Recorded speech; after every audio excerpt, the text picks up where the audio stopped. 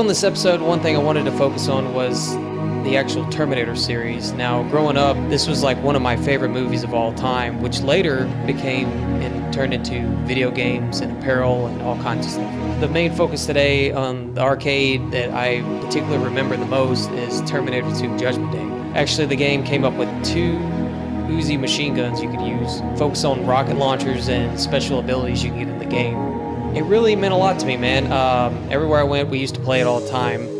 And a lot of my friends really remember this thing, so it was kind of special to me. One of the times that, to me, it felt like it saved me from the situation I was in was I was originally with a youth group back at the time, and I was only in middle school.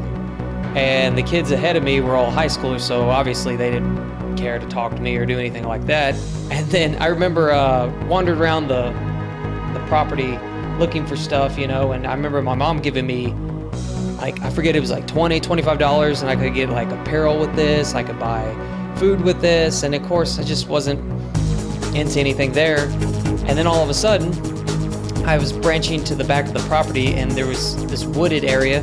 I went through it and went through the brush, and there was this old cabin I remember, and it was like it had a batting cage still there, and I think it was like an old recreational area.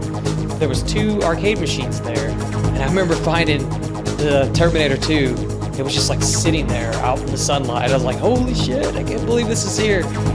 So I ended up taking the money that I was supposed to be like buying like a shirt with, and I remember going around bugging people, hey, do you have some quarters I can borrow? I need some quarters for this machine. I ended up getting enough. I remember talking to one of the guys at the hot dog stand. He had like a whole thing of change. He gave me like a roll of quarters. I ran over there and I started playing the hell out of this machine, man.